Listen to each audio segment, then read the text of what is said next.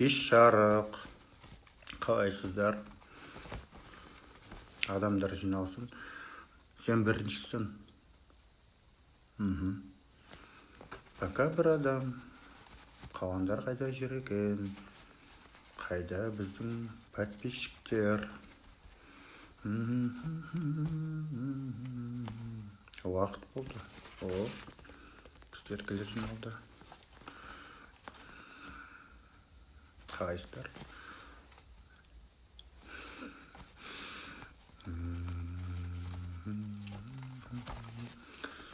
Так, екеуісіңдер пока. Екеуің айта берейін ба, жәйме деп? Жарайды. 1,5 минут күтемін.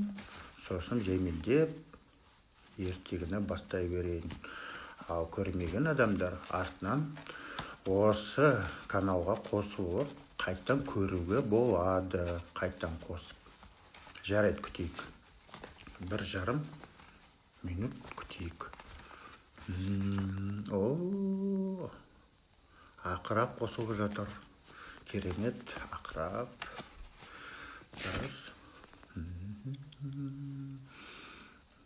Өзіміз пока 3 адам.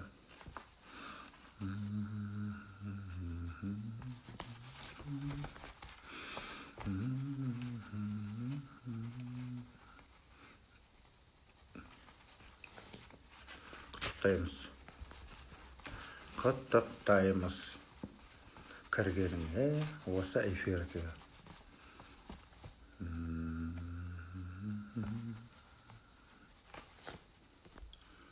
Мұнаны ішінде несін жаза алмадым ақыры.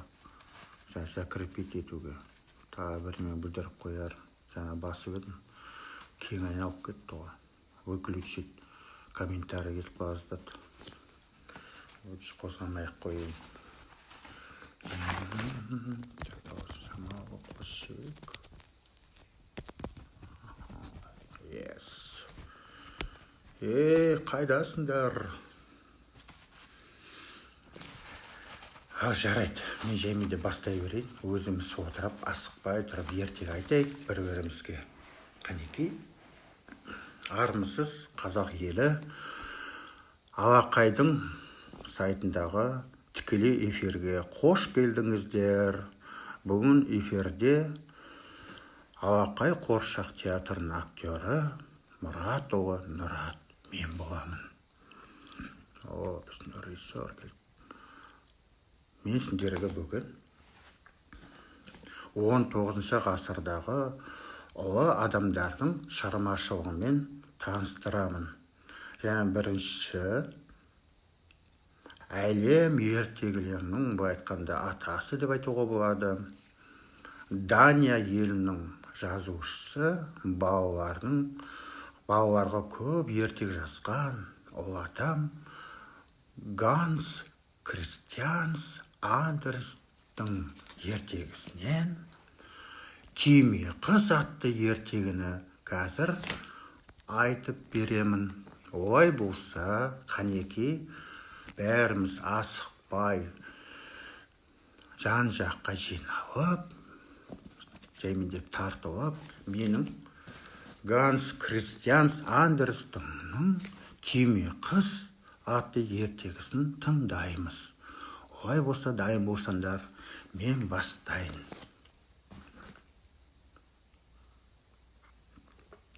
Ертеде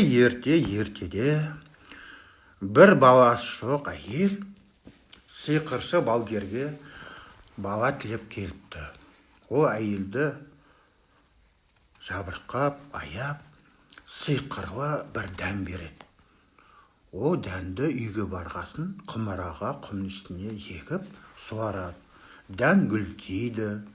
Гүл қауашағын жарғанда ішінен түймедей ғана кішкентай түйме қыз пайда болыпты. Бір күні түнде түйме қыз ұйықтап жатса, бөлмедегі ашық тұрған терезеге бір дәу бақа келіп кіреді. Қандай сұлу қыз деп таңғалады бақа. Менің ұлым осыдан артық қауымдық таппас деп Бақа түйме қызды төсегімен қосып көтеріп алып, бақшаға бір-ақ секіреді. Құлақ, құлақ деп айқайлап жібереді. Бақаның ұлы түйме қызды көргенде. Таңертең ертемен оянған түйме қыз өзін айнала қоршап тұрған ұсқынсыз бақаларды көріп шошып кетеді. О тұңғиық гүлдің жапырағында отырып алып, жылай береді, еңіреп жылай беріпті. Түйме қыздың ұсқынсыз күйеу жігітке бақаға тұрмысқа шыққысы келмепті. Балдырып батпақты жерге тұрғысы келмепті. Осы кезде сартаң қоңыз жанынан ұшып кетіп бара жатады. Түйме қызды көріп, шап беріп ұстап алып, биік ағаштың тан жоғары арасынан ұшып кетеді. Бақалар түйме қыздан өстіп қолдарына айырып қалады. Ал қоңыз бүкіл туыстарына жар салып, қызды көруге шақырады. Түйме қыз оған қатты ұнайды. Дереу қызға үйленуге бел буады.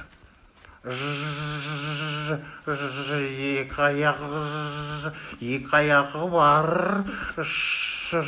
шалмаса да, жорғаламаса да, өте әдемі екен дейді. Бірақ пікір талас туа бастайды араларында қоңыздардың. Көбісі оны жақтыртпайды, өткені ұша алмайды, біз сияқты жүре алмайды, жорғаламайды деп көп таласқаннан кейін жаңағы қоңыз олардың айтқанымен келіседі. Ол түйме қызды төменгі жаққа гүлге отырғызып кетіп қалады. Осылайша түйме қыз орманда өмір сүре бастайды. Көп кешікпей жаздан соң күз келеді. Суық та түседі, тамақ та азаяды. Түйме қыз қыстап шығатын баспана іздемек болып, ол тынымсыз еңбекқор дала тышқанының ініне келеді. Ішіне кірсе, іннің іші жып-жылы. Бір қысқа жетерлік бидай әзірлеп қойған екен дала тышқаны. Дала тышқаны ашығып келген түйме қызға дән ұсынады. Ол кішкене қана ауыз тиді, тойдың деп қайтарып береді. Осыны көріп дала тышқаны таң қалады да, және мен жалғыз өзім тұрамын. Екеуміз бірге тұрсақ, көңілді болар еді. Осында қалсаңшы дейді. Түйме қыз оның өтінішін ризашылықпен қабыл алады. Сөйтіп екеуі бірге тұра бастайды. Бүгін бізге қонақ келеді депті бір күні таңертең тышқан түйме қызға. Ол көп оқыған, білімді, өте бай кісі. Оның үлкен үй бар. Үстінде тіпті патшаның өзінде жоқ, әдемі қарашығы бар. Өзі оны тышқан мырза деп атайды. Ол өзіне осындай сен сияқты қалыңдық іздеп жүр. Мен сен соған атастырамын дейді. Сөйтіп үйлеріне тышқан келеді. Оған кішкентай түйме қыз ұнайды.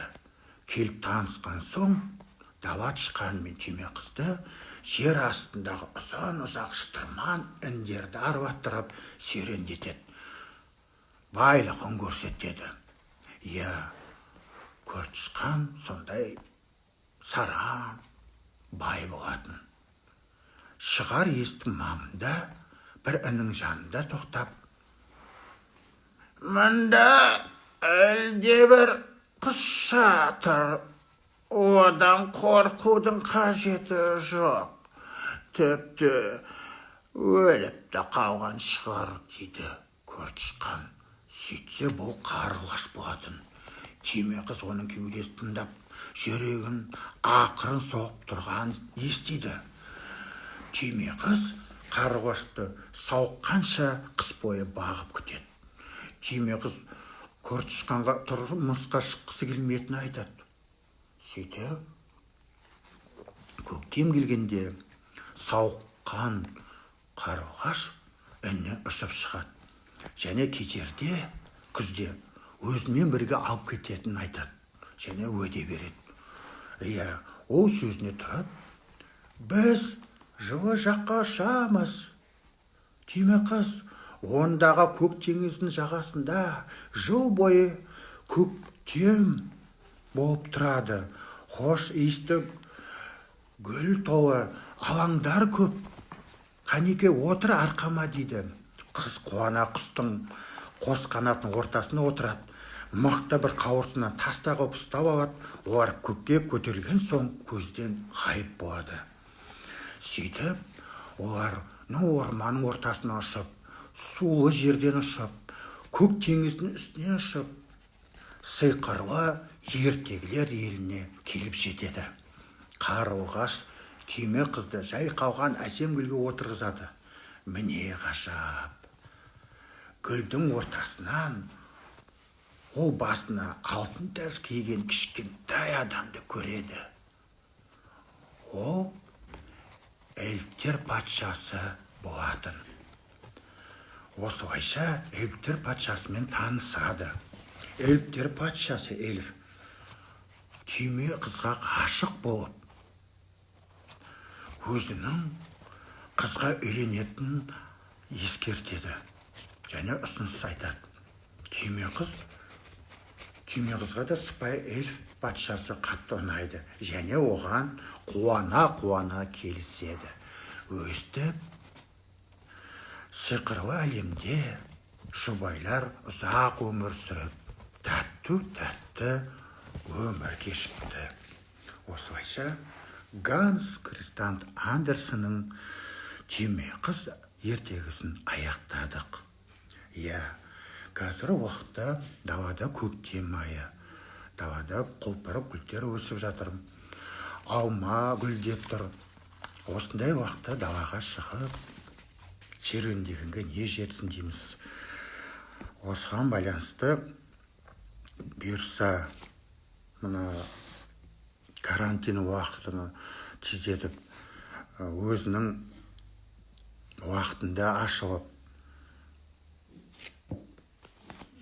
өздеріміз жол сапарды ойластырып, керемет жерлерді аралайтындай уақытқа жетеді деп бәрімізден осы Рамазан айында тілек айтайық.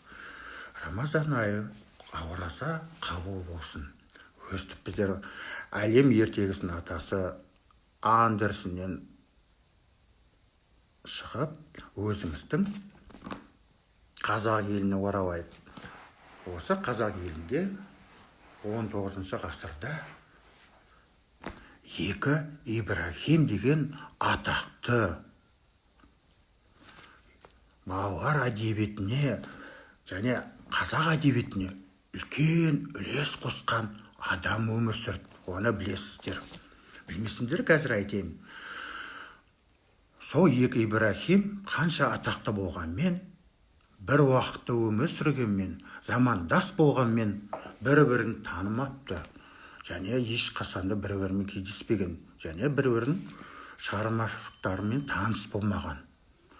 Бір Ибрахимнің аты осы Семей облысының тумасы, білесіздер, Абай Құнанбайұлы, Құнанбаев. Екіншісі Ибрахим, Қостанай облысының тумасы, бізге белгілі Ыбырай Алтынсарин. Ыбырай Алтынсарин өзінің осындай шығармашылық оқу-ағарту ісімен жүріп, қаншама мектептер ашты. Балаларды оқуға шақырды, тәрбиелеуге қаншама жұмыс атқарды, қаншама мектеп ашты. Қостанайды, Ырғызды, Қарабұтақты. Керек десең, мына бүгін Ақтөбенің өзінде қыздар орыс қазақ мектебін ашуға қаншама қажырлы жұмыс жасады. Онымен қоймай Орскіде осы балалар оққаннан кейін мұғалім дариялайтын училище ашқан.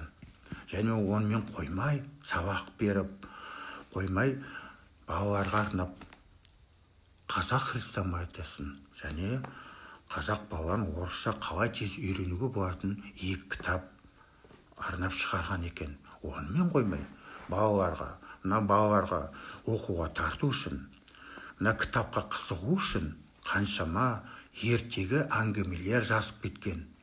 Қаншама орыс классиктерін, мысалы Крыловтың аудармасын жасаған үлкен ғұлама кісі Ыбырай Алтынсарин.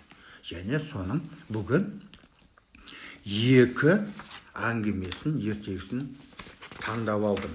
Оның бәрі мына балаларға жұмыс жасағанда және балалармен тәрбиеде үлкен мән беретін әңгімелерін таңдап алдым. Және айтайын дегенім, қазір тыңдайтындарым, құрметті Инстаграмда отырған көрермендер, Ыбырай Алтынсариннің «Әке мен бала» атты кішкентай әңгімесін айтып берейін. Олай болса тыңдайық.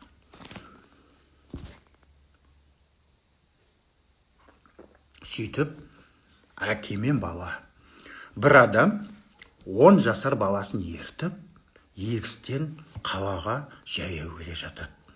Сөйтіп жаяу келе жатса, жолда аттың бір ескі тағасын көріп, баласына айтады: «Балам, ана жерде жатқан тағаны ала салшы» дейді. Баласы әкесіне: «Әке, сынып жатқан ескі тағаны не қылайын?» дейді. Әкесі үндемейді. Тағаны өзі іліп алады да жүре береді. Өстіп қаланың шетіне келгенде ұсталардың қасына келіп, темір ұсташылардың қасына жаңа тағаны 3 тиынға сатып жібереді. Сөйтіп әкесі қалада шаруасын бітіріп, бұдан біраз өткен соң шие сататын жерге 3 тиынға бірталай шие сатып алады. Сонымен шиені орамалына түйіп, шетінен өзі бір біліп, алып жеп, баласына қарамай аяңдап жүре береді. Біраз жер өткен соң әкесінің қолынан бір шие жерге түседі. Артынан келе жатқан бала да тымақ қызығып келеді екен. Жерге түскен шиені жалмажан жерден алып аузына салады. Біраз өткен соң тағы да бір шиені жерге тастайды. Бала қайтадан жерден қағып алып жүреді. Жейді. Өстіп бірнеше рет жерден еңкейіп, бала әкесінен түскен шиелерді еңкейіп алып аузына салып жеп отырады. Біраз жүргеннен кейін ең соңында әкесі тоқтап баласына былай дейді. Қолындағы орамалмен шиені беріп тұр: «Көрдің бе, балам? Бағана ана тағаны жамансынып еңкейіп алуға ерініп едің. Енді сол тағаға алған шиені жерге түскен аламын деп бір емес 10 рет еңкейдің. Бұдан былай есінде болсын. Аз жұмысты қиынсынсаң, көп жұмысқа тап боласың. Азға қанағат етпесең, көптен құр қаласың» депті. Міне біз жаңа ғана Ыбырай Алтынсариннің «Әке мен бала» әңгімесін аяқтадық. Сонымен тағы да екіншісі осыған ұқсас, мағынасы ұқсас. Бұл жолы әкесінің орнына атасы 10 жасар баласының арасында әңгімес жайында Ыбырай Алтынсариннің «Өрмекші құмырсқа қарлығаш» атты әңгімесін тыңдаймыз. Бір күні атасы жалқау 10 жасар немересін далаға алып шығып келе жатса, баласына айтады: «Анау өрмекшіні көрдің бе? Не істеп жатыр?» дейді атасы. «Я көрдім, ата, өрмек тоқып жүр» дейді. «Жарайды, анау құмырсқаны көрдің бе? Не істеп жүр?» дейді атасы. «Я көрдім, ата, аузында бір нанның қиқымы бар, жүгіріп бара жатыр» дейді баласы. «Жарайды, енді жоғарыға қарашы, жоғарыда не көрдің?» дейді. «Жоғарыда, ата, қарлығаш ұшып жүр, аузында тістеген шөбі бар, соны көрдім» дейді. Сонда атасы айтыпты: Олай болса шырағым, о кішкентай жәндіктер болса да, саған үлгі. Өрмекші өрмек құрып, маса шыбын шіркелегі тұсақ құрып, өзіне азық қылып жүр. Ана құмырсқа тауып алған нанын өзіне жемей, қуанып, баласына апара жатыр. Ал жоғарыдағы қарлығаш аузына тістеген шөбін баласына ұя салам деп еңбектеніп жүр. Көрдің бе? Жұмыссыз жүрген бір жан жоқ. Сен де Құдай тағала босқа жүруге жаратпаған. Жұмыс істеуге әдеттен, депті атасы. Осымен мына тағы да бір кішкентай әңгімемізді аяқтадық. Және аяқтар кезде кішкентай мында жазып қойған мақалдарым бар, соны оқып шығайын. Осыған байланысты. Ер дәулетті еңбек дейді. Еңбексіз өмір жоқ, ауырсыз жеңіл жоқ. Еңбек қылмай ер оңбас, бірлік қылмай ел оңбас. Ерінбеген етікші болады. Жаманға жан жуылмас, жалқауға мал жуылмас. Мінекей, көрдіңдер ме? Сонымен бүгін біздер мына бүгін 1 мамыр Қазақстан халықтарының бірлігі күні деп аталады. Акесінде оны біздер әлем болып халықаралық еңбекшілер күні деп аталған. Бір жаны осылай деп аталады. Сондықтан балалар, мына Абырай атамыз айтып кеткендей, балалар оқуға, еңбектенуге, тәрбие болуға шақыратын қаншама әңгімелер бар, соған шақырады. Өзі айтпай ма? Кел балалар оқылақ, оқығанды тоқылақ. Іздегеннің алдынан ізденбей-ақ табылар дейді. Көрдің бе? Қаншама оқудың арқасында қаншама жетістікке жететін. Осы уақытта бәрі дәлелденіп отыр. Оқу инемен құдық қазғандай деп айтады. Сондықтан балалар